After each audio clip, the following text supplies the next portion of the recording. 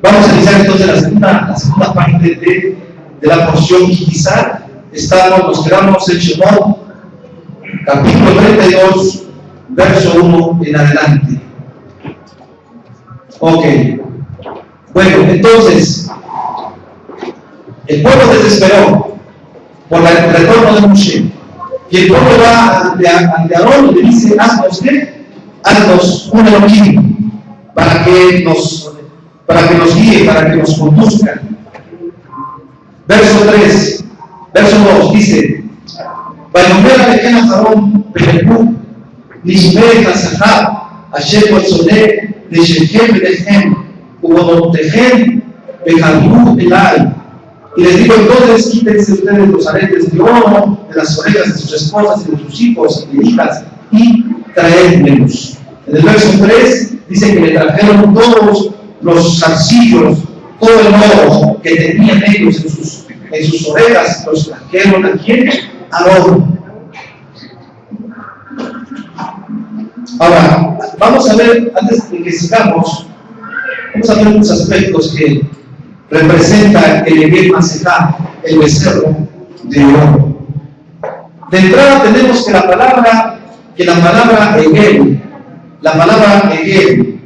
que se traduce como becerro, esta palabra hebrea se escribe con una letra Ain, con la letra Gimel, con la letra Lam, Egel. Sabemos que la letra Ain significa oculto. La letra Ain también significa ojo o visión. En este caso, este becerro significaba algo que oculto, significaba algo perverso. Estas tres letras hebreas, Ain, Gimel y Lamed, en su valor numérico reducido nos va a dar 4. Y 4 es puerta. Ellos abrieron una puerta que estaba prohibida.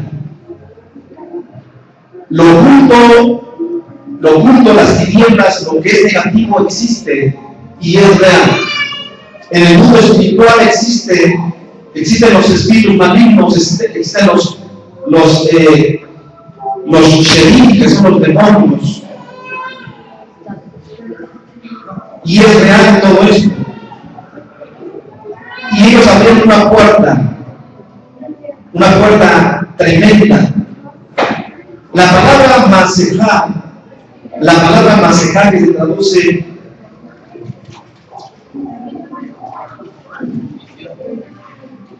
como becerro de oro. La palabra Masejá tiene 4 letras en hebreo: la letra Mem, la letra Samek, la letra Kaf y la letra Gen.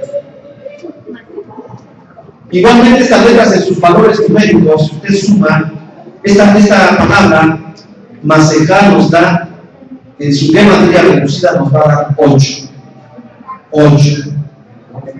Sabemos que el 8 es algo, representa lo sobrenatural. En este caso, lo sobrenatural es algo negativo, es algo oscuro, es algo de las Hoshem, de las nieblas. Si bien el 8 representa la avanzada en lo sobrenatural, pero también existe el lado negativo. Entonces, ¿qué abrieron ellos? Una puerta oscura, una puerta sobrenatural, amados, del mismo Hasatán. Es lo que abrieron ellos. Por eso dice que, inmediatamente dice que el oro, que ese oro que por un año, ese oro que había representado que Kushá en la construcción del Mishkan, el oro que no entregaron ellos, ahora ese oro se estaba convirtiendo ¿en qué? Ese oro se estaba convirtiendo ¿en qué? En la máxima transgresión del pecado del pueblo.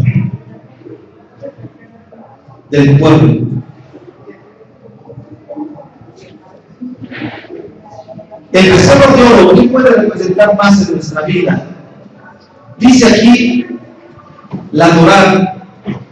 Dice que el pueblo madrugó en el verso 6, vean cómo para lo malo y para las cosas negativas, a veces hay disposición, nuestra carne, nuestra naturaleza se dispone más para lo negativo, más para lo pecaminoso que para lo que es bueno. Parece como si prenden una mecha. Fíjense el verso 6 del capítulo 32. Dice, Vaishkimu, mi majorá, vaya, al nuevo. Dice, Vaishkimu, Shelamim. Dice, aquí en la traducción y la pobre y todos ellos, dice, el pueblo de ellos madrugaron al día siguiente y comenzó a rendirle, ¿qué? A rendirle sacrificios. Aquí pusieron rendirle sacrificios al becerro. Y se puso, dice, la gente, el pueblo, se puso a comer y a beber y se entregaron a la orgía, dice la traducción, y se entregaron. ¿Por qué la orgía? ¿Por qué es orgía?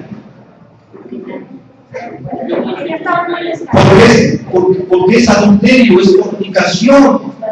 Espiritualmente es eso, una orgía, un pecado del adulterio, de fornicación que ellos hicieron, de la tradición que ellos hicieron al dejar el pueblo y venirse a mostrar ante un becerro de oro.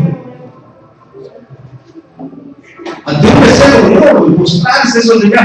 Para nosotros no veíamos como que muy lejos, ¿no? ¿Quién de nosotros haríamos venir un becerro y nos mostraríamos un becerro? Yo creo que a lo mejor diríamos, pues no, ¿verdad? Porque eso nos sonaría así como que pues yo no había tenido un becerro de oro para mostrar mi interior, pero sí lo que puede representar ese becerro de oro. ¿Qué puede representar un becerro de oro? Aquello que nos desvía del verdadero liderazgo que Yahweh ejerce sobre nosotros. Porque ellos dijeron, a él lo vamos a seguir. Cuando nosotros en la vida nos extraviamos, que realmente a quien tenemos que seguir ciertamente es al Padre, al mismo, pero nos distraemos con cosas, con situaciones, con cosas externas que pueden brillar como ese becerro. Y creemos que esas cosas externas nos pueden solucionar los problemas o las situaciones que tenemos. Eso es como solamente dar vueltas en círculo. Yo ahorita le voy a decir por qué. Dice aquí, dice el padre, ahora le dice a Moshe, bailador llamó a Moshe, verso 7, Lev re ki shibet ameja asher que el me'eretz Misraim. Entonces le digo Moshe, llamó a Moshe, ve y baja, pues se corrompió tu pueblo, el que sacaste de las tierras de Egipto. Se apartaron muy pronto, verso 8. Salújame, Maher, mi, Jalej. Se apartaron muy pronto del camino que les encomendé. Hicieron Egel Masejá. Hicieron Egel Masejá. Es decir, ¿qué hicieron?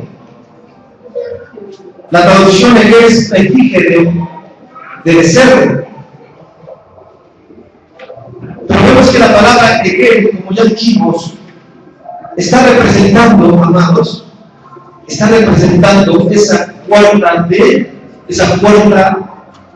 de gran transgresión, de gran pecado que abrieron.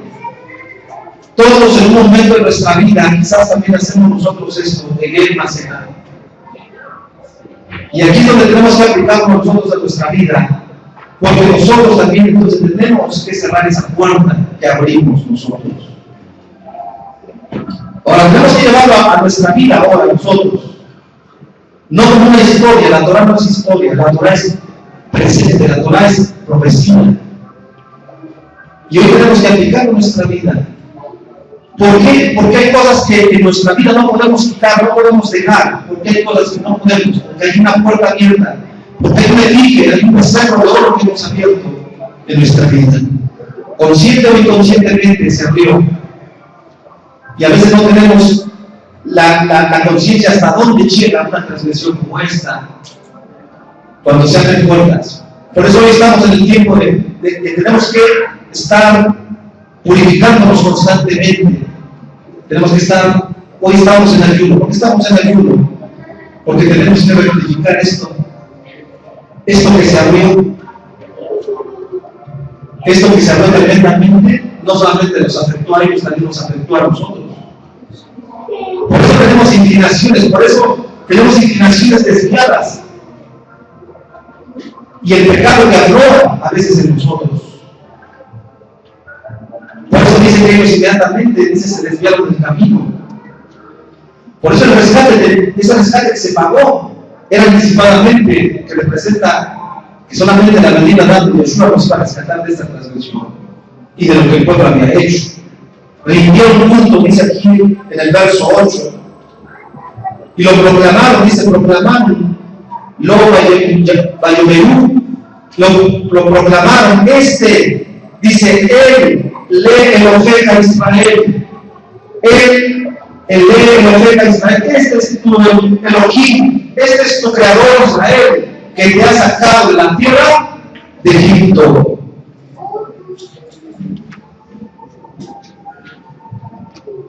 Hay cosas en nuestra vida que a veces pensamos que las cosas externas de la vida que a veces nos ayudan a salir de ciertos problemas, pensamos que ese es quien nos ayudó en nuestra vida.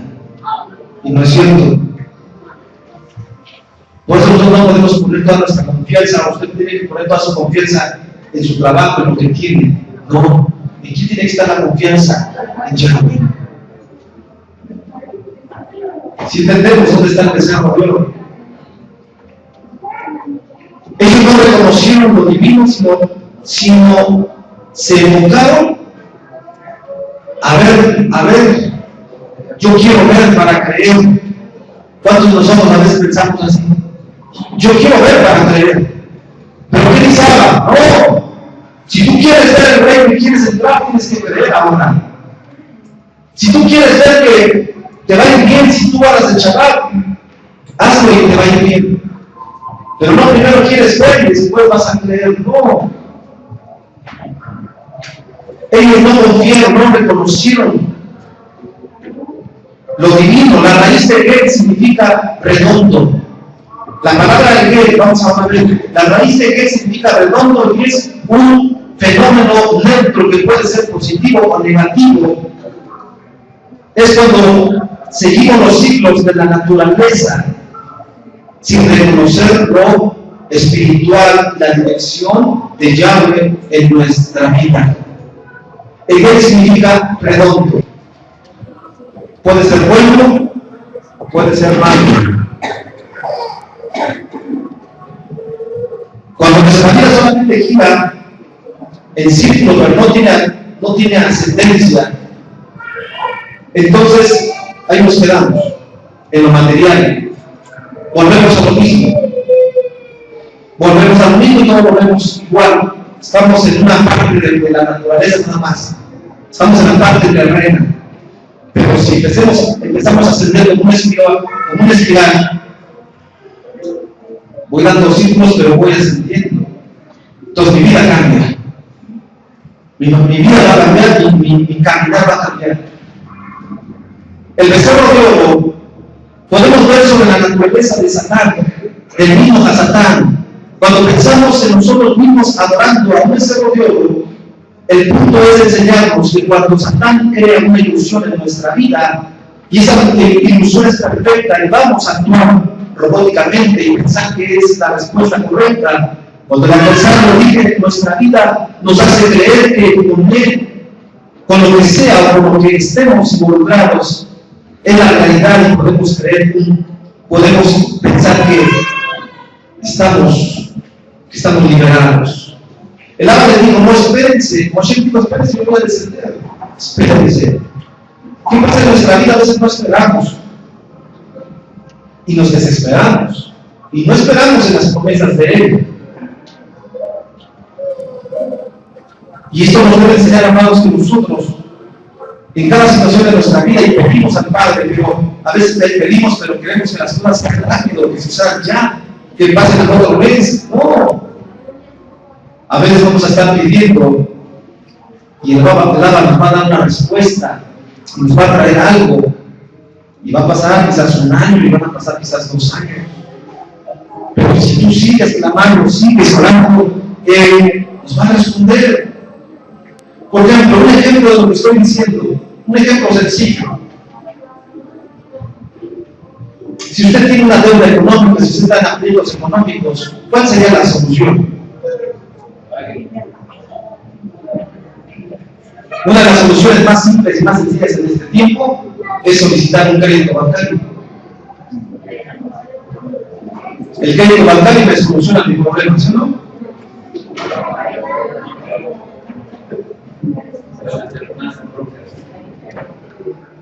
Cuando lo analizamos, exactamente, pero cuando toda la mayoría de la gente y todos nosotros en el momento decimos sí, lo tomo. ¿Sí o no? Ya cuando lo analizamos, decimos sí, pues es un crédito, pero finalmente lo va. Pero ¿qué pensamos? Pues ya me sacó. Ese desarrollo es ese crédito que pensamos que nos puede resolver las cosas. Ese desarrollo es ese crédito que pensamos que me salvé. Como el pueblo que pensó, digo, con esto, este es tu Elohim, este es tu Elohim, Israel, Él te va a introducir. Por eso los comentarios que se sienten a esta parasha, muchos dicen, muchos querían sustituir a Moshe por el becerro. La falta de liderazgo para el pueblo, decían, no, pues Moshe ya se murió. ¿Quién va a vivir 30 días sin agua y sin alimento? Hoy en este momento mismo que estamos ayudando, que muchos estamos ayudando, y espero que muchos estemos ayudando. Muchos quizás pensarán, no, pero es que eso ya no, es porque hay una, porque eso, porque aquel. No lo sé. Pero yo hablo la palabra porque la palabra es para todos nosotros. Pero este es el becerro que nos puede salvar. A veces pensando que algo externo puede arreglar nuestras vidas, como ese becerro, y les decían, el oro. ¿Y qué dijo? Ahora nos traigan el oro. Ese oro que no entregaron desde el mar, ahora pónganlo. Y ese mismo oro, ese oro que no quisieron dar en la antigüedad, ese mismo oro nos va a llevar a la muerte, porque Moshe finalmente les da a beber ese oro molido del becerro. Aquí dice que el pueblo hizo Egel Mashechá. Después se construyó la figura, pero ese Egel Mashechá estaba en su corazón, estaba en sus mentes y en sus almas. ¿Dónde estaba? Acá dentro de él. ¿Qué dijo Yeshua? ¿De dónde viene todo lo malo? De aquí. ¿De dónde sale? De nuestro corazón salen las cosas. Ya está ahí. Por eso nosotros, amados, tenemos que renunciar a este quema central. Tenemos que renunciar ¿cómo? A través del ayuno, a través de la actividad, a través de la administración que tenemos que recibir. Es como vamos a renunciar y cerrar esa puerta que se abrió y que abrieron ellos. Ellos abrieron y que finalmente ha trascendido hasta el día de hoy. Si usted analiza este evento del becerro de oro, usted sígale, como dice por ahí. Vamos a seguir la pista. Eso lo dejo de tarea. Sígale la pista a este evento. Alguien dirá, pues ya el becerro se acabó. Moshe lo fundió, lo hizo polvo y se acabó el problema. ¿Se acabó? No. ¿Dónde siguió el becerro de oro? A ver, dígame. ¿Dónde siguió más el becerro de oro? Trascendió hasta el día de Salomón. Jamel, el rey Salomón. Y trascendió con Jeroboam. ¿Sí o no? Y siguió trascendiendo hasta los tiempos del profeta Ezequiel que nacieron. Y siguió trascendiendo hasta el día de hoy. Por eso el Brit Hadashah dice, vamos a ver lo que dice el Brit Hadashah en nuestro texto de la porción. Habla de escritura. Es la primera carta de Corintios, aquí viene la porción. Habla de escritura, por favor. Vean hasta dónde tiene trascendencia esto que estamos mirando.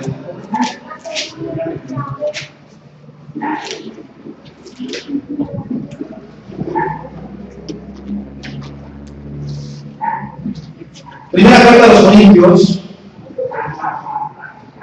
10:1 al 13. A ver, vamos a ver si es 10:1 al 13 o es segunda de Corintios 3. Lo checamos rápidamente. Pero estaba yo leyendo y vean lo que dice aquí. Y bueno, esto nos da la hora, ciertamente. 10. Segunda de Corintios 10.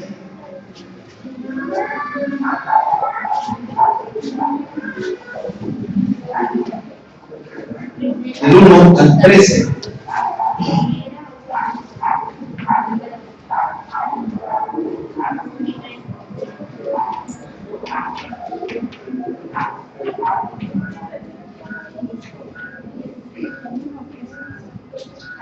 Ahora dice aquí, segunda de Corintios 10, del 1 al 13. Voy a leer solamente algunos textos. Dice en el verso 3, y todos comieron el mismo alimento del Ruach, y todos bebieron de la misma bebida del Ruach, porque bebían de la roca del Ruach que los seguía, y la era Mashiach. Pero de los demás de ellos no se agradó Yahweh, por lo cual quedaron postrados en el desierto. Mas estas cosas sucedieron como ejemplos para nosotros, para que no codiciemos cosas malas, como ellos que codiciaron. ¿Qué codiciaron? ¿Qué codiciaron? El liderazgo, exactamente. Luego, no 6 idólatras, como algunos de ellos, según está escrito, se sentó el pueblo a comer y a beber, y se levantó, ¿qué? Se levantó a jugar. O sea, se levantaron a lo malo.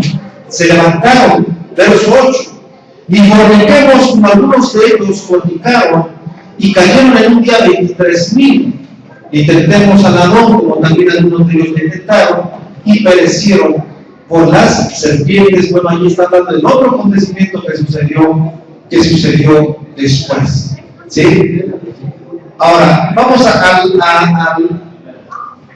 capítulo 3 de ahí mismo.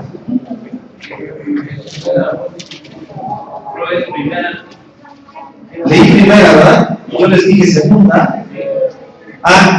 Leí primera 10:1 al 3 y ahora segunda 3:1. ¿Ok? Leí primera de Corintios 10:1 al 13. Y ahora vamos a segunda de Corintios 10:1.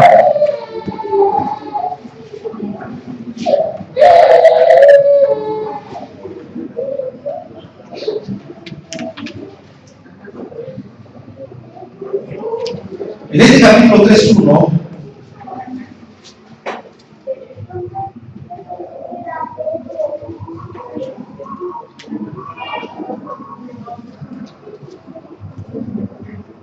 vean lo que dice aquí a continuación referente a este evento. Okay. Dice 3 de segunda de Corintios.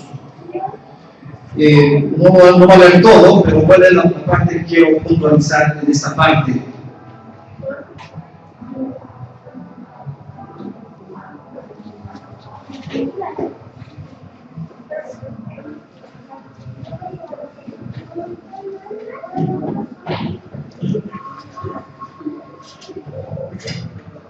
Aquí vemos que está hablando Shaul y está hablando de lo que sucedió con ellos en esta transgresión del becerro de oro. Ahora, ¿por qué Shaul dice que este servicio, como dicen las traducciones, que este servicio o esta boda de la entrega de la Torá, de la letra que mata, dice que fue un ministerio de muerte? ¿Por qué se le llamó así un ministerio de muerte? Porque ellos mismos abrieron esa puerta de muerte. Y por eso la Torá no pudo vivificarse en sus vidas, por eso la Torá mata. Y ciertamente, amados, si nosotros nos acercamos a la Torá con pecado, con rebeldía, nos va a matar. Si usted se acerca a la Torá con rebeldía, con en su corazón, ¿verdad?, con desobediencia, la Torá lo va a matar. Pero si usted se acerca con disposición, entonces usted va a vivir. Por eso el ministerio de muerte, que la letra mata, se refiere a eso. Cuando nosotros no abandonamos el pecado, como aquel pueblo que no lo abandonó. Sigue diciendo aquí entonces, dice entonces, Cuando habla entonces, cuando el pueblo pecó, en el verso 13 de 2 de Corintios 3, dice: y no como Moshe, que ponía un velo sobre su rostro para que los hijos de Israel no fijaran la vista en el fin de aquello que había de ser pasajero. Pero el entendimiento de ellos se embotó, porque hasta el día de hoy, cuando leen el Tanaj, ¿sí? Ahí las traducciones pusieron cuando leen el antiguo pacto y está mal traducido. Cuando leen el Tanaj, les queda el mismo velo, no descubierto el cual por Mashiach es quitado. Y aún hasta el día de hoy, cuando se lee a Moshe, el velo está puesto sobre el corazón de ellos. Pero cuando se conviertan al Adón, el velo se quitará. Porque el Adón es el Ruach, y donde está el Ruach del Adón, allí hay ¿qué? Allí hay libertad. ¿Libertad de qué? Del pecado. No hay libertad de que yo voy a hacer lo que yo quiera, como algunos han enseñado. No es que tú ya no estás bajo la Torah, bajo la ley, tú estás bajo la gracia y puedes hacer lo que tú quieras, tú eres salvo. No, han enseñado mal. Sí, por un lado quiero explicar esta parte. Aquellos que han negado la Torah, pues han negado la libertad. Porque estar en Torah, en guardar los mandamientos, es estar realmente en libertad. El pueblo, cuando se fue al ídolo, cuando el pueblo fue a adorar al ídolo, se esclavizó más todavía. Más todavía se esclavizó de aquella liberación que físicamente habían tenido, pero se esclavizaron más todavía cuando adoraron al becerro. Y ahí entonces el Ruach no pudo hacer nada de ellos. Por eso fue un ministerio de muerte. Por eso la Torah tuvo que romperse en dos, tuvo que romperse, Moshe la tuvo que arrojar y romper, que se rompieran. El mismo Abba incluso le dice a Moshe: tu pueblo, vas a decir tu pueblo ya pecó. ¿Por qué le dice el padre así a Moshe? Tu pueblo. Porque el Abba dijo: pues es que ese no es mi pueblo, yo no quiero ese pueblo. Ese no es mi pueblo, y por eso le va a decir más adelante: tú ya no eres mi pueblo, ¿verdad? Dice: no mi pueblo. Pero centrarnos en esta parte, lo que dice Shaul es que hasta el día de hoy, dice, el velo está puesto.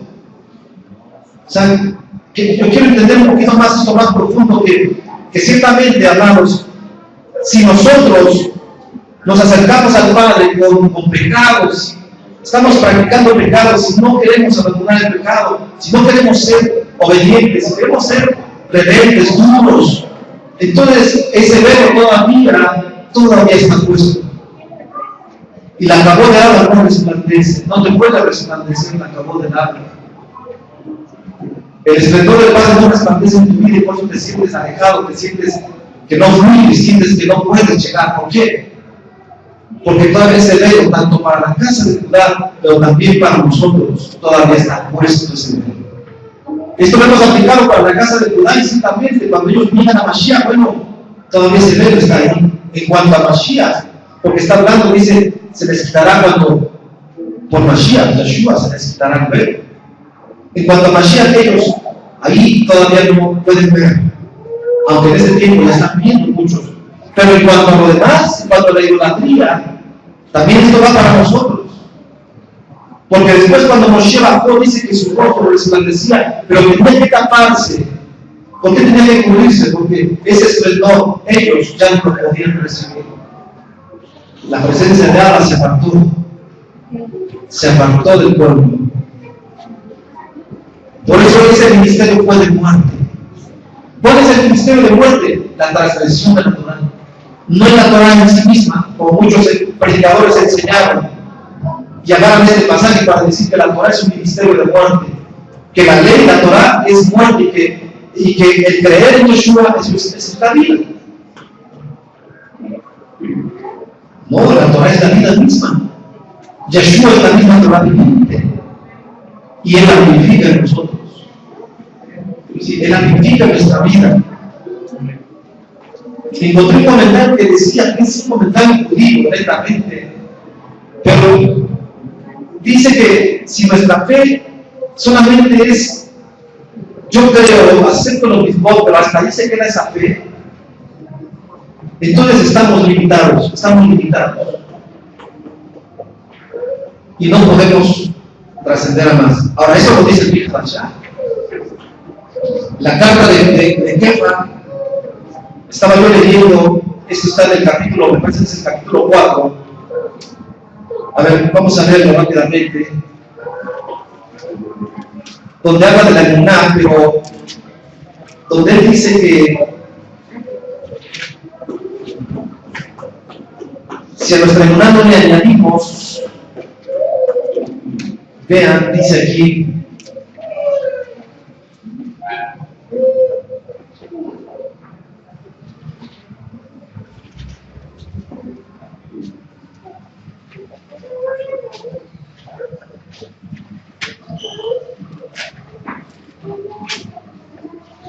es la segunda carta de Kefa, capítulo 1.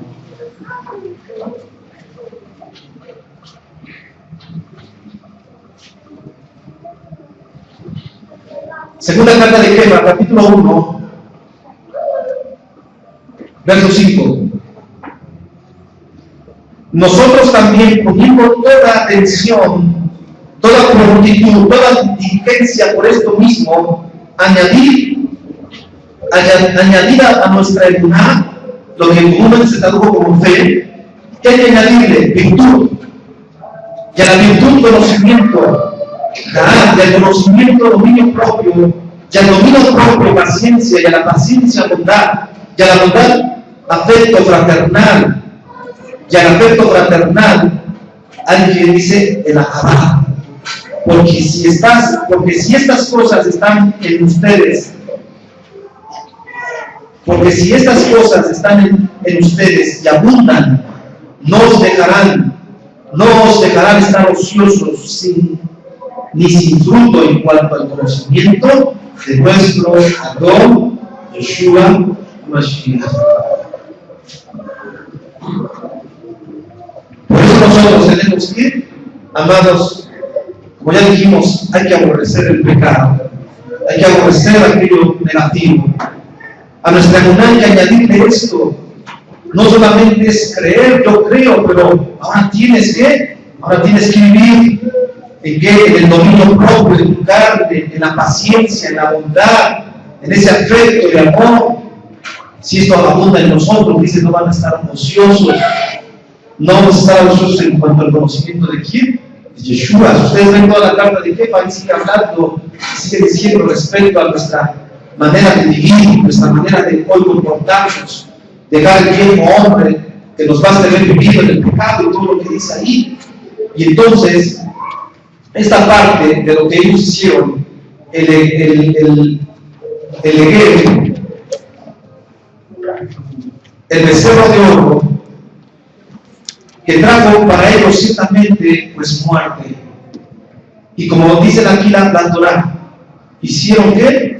Hicieron abominación y profanaron y se corrompió el pueblo y se apartaron de quién? De Yahweh. Abba dice a Moshe en el verso 9 del capítulo 32, Vayomer Yahweh Moshe Raiti el Ha'am Hased Vejime Am Keshe Oref Hu, y dijo Yahweh a Moshe, he observado a este pueblo que es duro de servir, que este pueblo tiene que duro. Por eso se entregó unas tablas duras. Pero eso que se escribió en esas tablas después del Abba está profetizado que lo escribió en nuestro corazón. Y lo escribió ahora en dónde? En nuestro corazón. ¿Qué sucede aquí entonces ya en el verso 10? La ira de Yahweh se encendió. Aquí entra esta otra parte de la parashá, o esta otra parte de lo que decíamos de la también del Abba. Ciertamente el Padre es bueno y tiene mucha bondad y mucho amor, y su rajamín es para siempre. Pero también el Abba, también con nuestros actos enciende la ira del Padre. Dice, ahora déjame, voy a encender mi ira contra ellos y los voy a exterminar, y haré de ti otra gran nación. El Padre dice, los voy a exterminar. Y de ti, Moshe, voy a hacer ¿qué? Una gran nación. Viene la intercesión de Moshe. Moshe también se enojó, ¿sí o no? Por eso arrojó las tablas, pero al mismo tiempo, ¿qué hace Moshe? Intercede. Aquí vemos ese corazón de Moshe, que es el corazón de Abba mismo. Y es el corazón de Yeshua, Mashiach también. Cuando Yeshua vino y él vio que su pueblo estaba muerto en pecados y en delitos, y no solo eso, cuando el mismo pueblo dice que lo aborreció a él, Yeshua dijo, Padre, perdónalos porque no saben lo que hacen. Es lo mismo que hace Moshe ahora.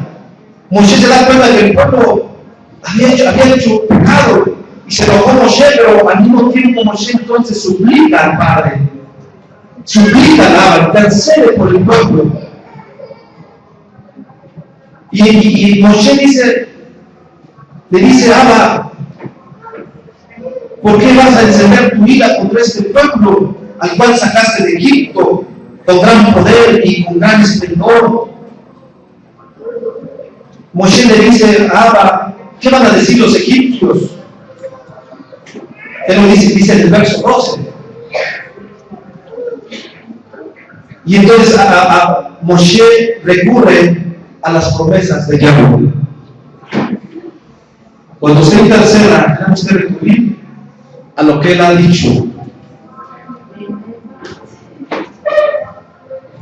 Y entonces Moshe le dice, verso 13, Sejor de Abraham, le Isaac, Ur Israel, Abdeja Asher, Nishbata Lachem Bach, Batalever Alechem Abde, Etzar Achem, Kehojebe, Hashamanim Bechol, Haat Sasot, Asher Amarti Ete, Lesar, Lesarjem, Benatachlanut, Leolam.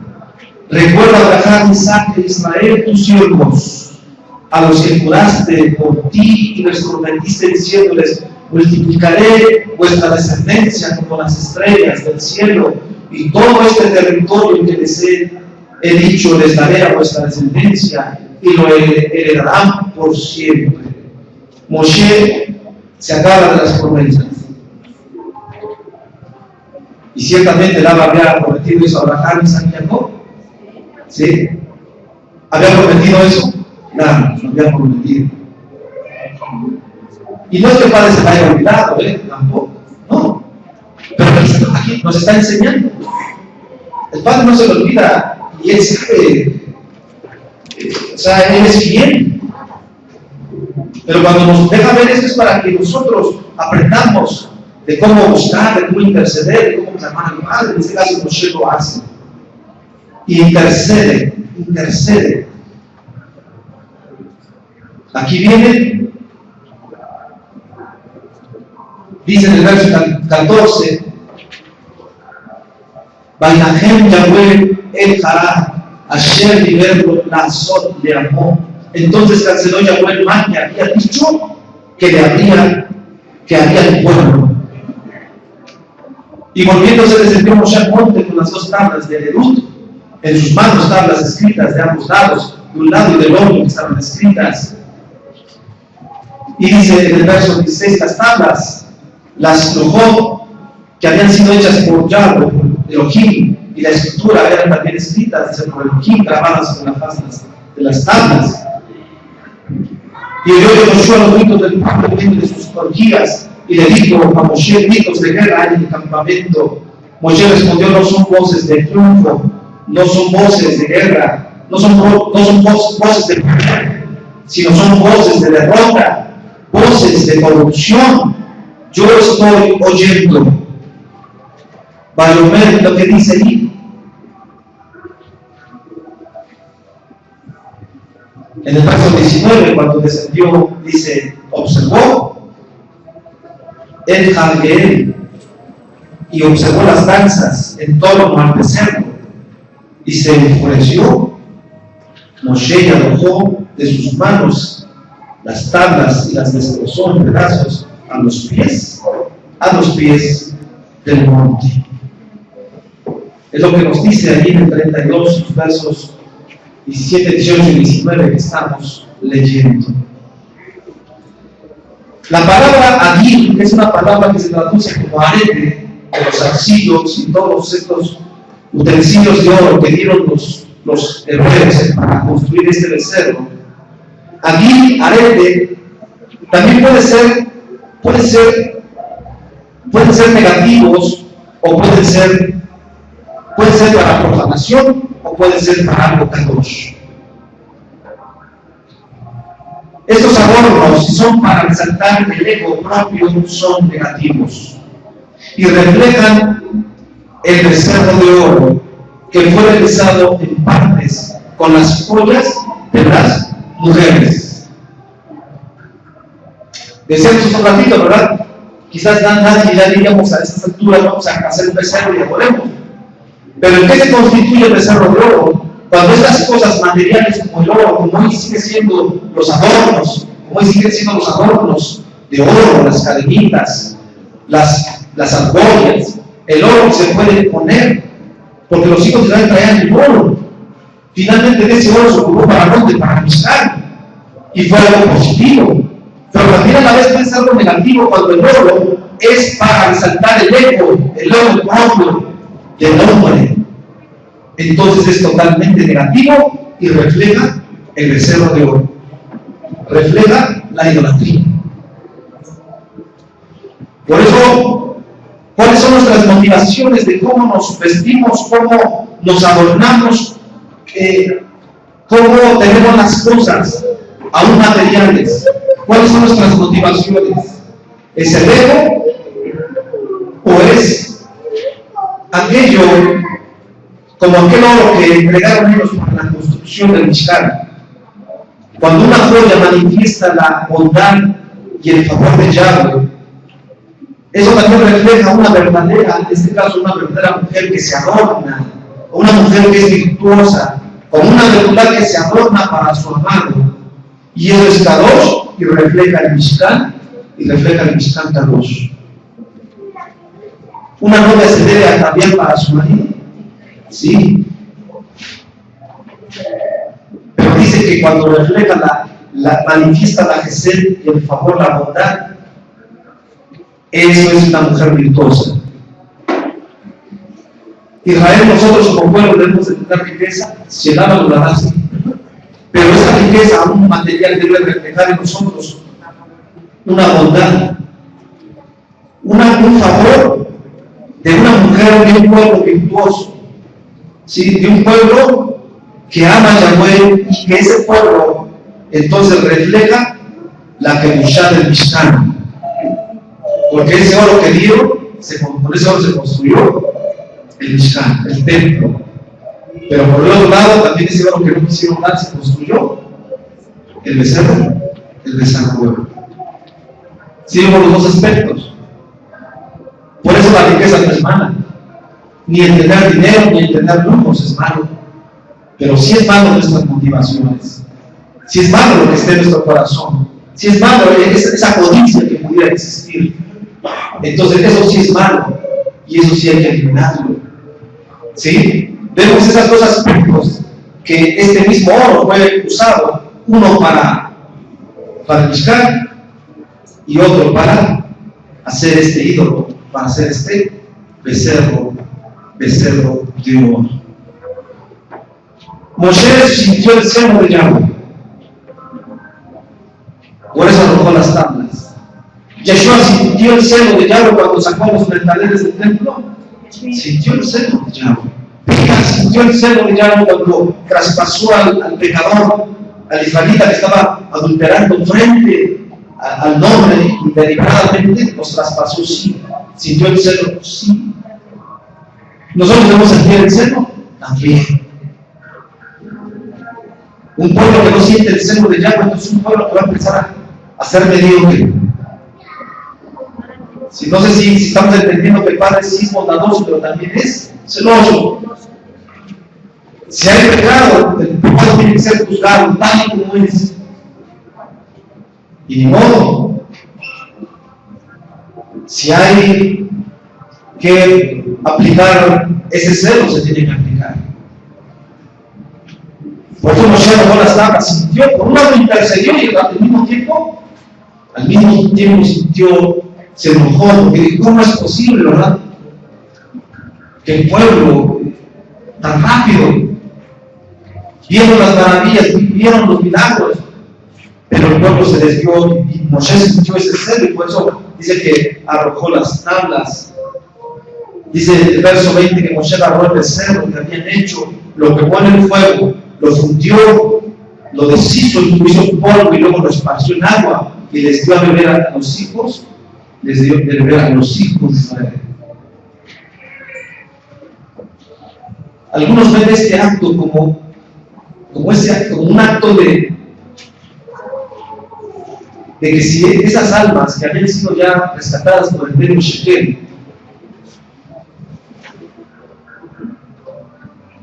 al darles esto en polvo y en agua, es para que ellos se dieran cuenta que ellos ya habían sido rescatados, pero que ahora necesitaban otra vez ser otra vez expiados. Las consecuencias de esto fueron graves. Por eso hasta el día de hoy se recuerdan y se ayuda incluso, según algunos hacen el cómputo de tiempo, que esto sucedió en el 17, que hoy se conoce como el cuarto mes. ¿Cuál es el cuarto mes? ¿Cómo se llama el cuarto mes? Cuarto mes o quinto mes que lleva el nombre pagano de Tamuz. ¿Por qué lleva el nombre pagano el mes, este mes hebreo de Tamuz? ¿Por qué lleva ese nombre? Pues por esto, según dicen que el 17 de Tamuz fue cuando sucedió esto, y después, 40 años nuevamente, que estuvo Moshe otra vez, él justamente baja en el sexto mes, que es el mes ¿de qué mes estamos hablando? Cuando se entregó la Torah. Cuando se entrega la Torah en Simán. A ver, la Torah se entrega en el 6 de ¿qué? De Simán, ¿no? Entonces, el sexto mes es Simán, el quinto mes es Tamuz.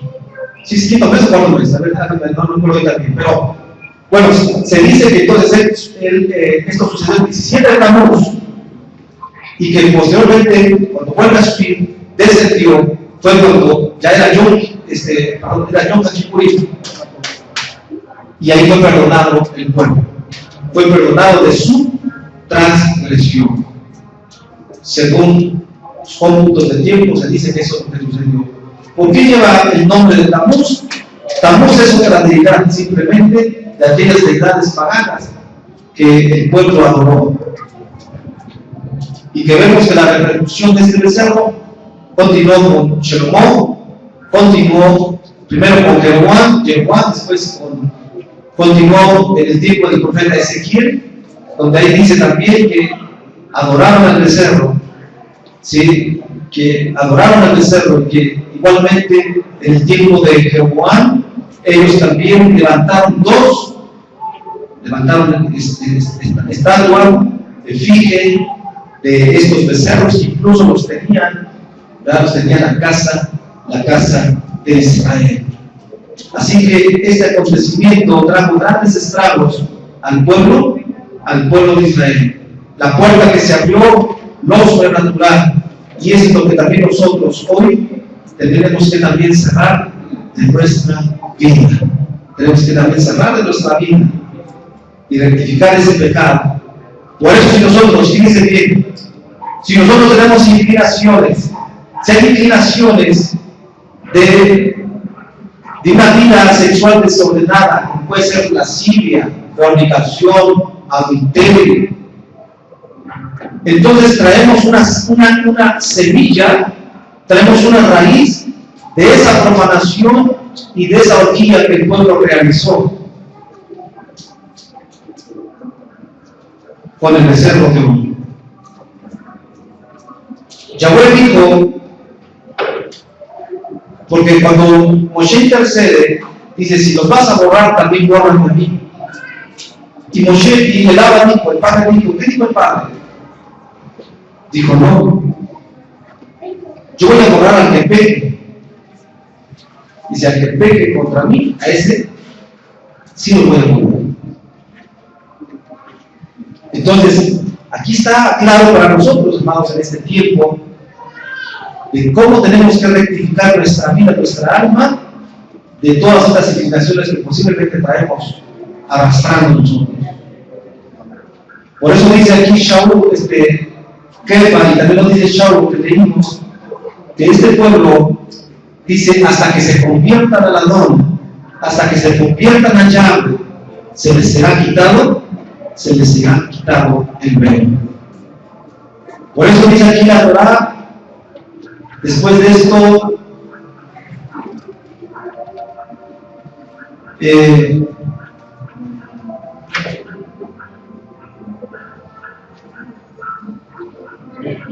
cuando dice que entonces bajó Moshe, y dice que bajó con que su rostro resplandecía, y que entonces cuando bajaba, dice que tenía que poner un velo sobre su rostro, porque el pueblo dice que no podía ver o no podía estar o recibir esa presencia, por cuanto que la presencia de Abba se había alejado de ellos. Entonces termina esta porción cuando nuevamente pues el Abba ordena a Moshe volver a hacer las dos tablas de piedra otra vez. En este caso las tiene que volver, aquí las tiene que escribir, ya no Abba, sino que las tiene que escribir. Aquí hay algunas controversias respecto a ello. Algunos dicen, bueno, si las dos tablas, las dos lujot que Abba escribió se rompieron, entonces originalmente esos 10 mandamientos quedaron, Moshe vuelve a hacer otros, pero ya no son los que Abba había escrito con su dedo, digamos, llamémosle así, que él mismo había hecho. Pero sin embargo, esos mismos que había escrito el Abba en esas lujot, Moshe también las vuelve a escribir. Ya de aquí algunos hacen y mencionan que también ahí, pues el Abba le dio la Torah oral a Moshe, y que de ahí se desprenden muchos mandamientos que hasta el día de hoy, ¿verdad? Pues sabemos cuáles son, que hay muchos mandamientos que se saben hoy en día, y que si no hubiese sido por esa transgresión, no hubiéramos tenido quizás tantos mandamientos que finalmente se nos dan, y que el Abba tuvo que, entonces, por la dureza del corazón, tuvo que dar más mitzvot. ¿Sí? Como dice el Hadashah, por la dureza de su corazón, porque en el principio no fue así. Cuando le preguntaban a Yeshua, ¿y tú qué dices? ¿Le vas a dar carta de divorcio? ¿Tú qué dices? Pues Yeshua dice, bueno, en el principio no fue así, pero por causa de la dureza del corazón se tuvo que dar ¿qué? Carta de divorcio, se tuvo que dar también el repudio. Bueno, nos vamos a quedarnos aquí en esta porción de Quizá, ¿verdad? De muchos temas, vamos a quedar aquí para la grabación, para los hermanos, y bueno, que el Abba les bendiga a todos ustedes, y esperemos que el conocimiento, sigamos aprendiendo el conocimiento de nuestro Abba, y sigamos hacia adelante. Así que un Shabbat Shalom para todos, de alegría, de bendiciones. Shabbat Shalom.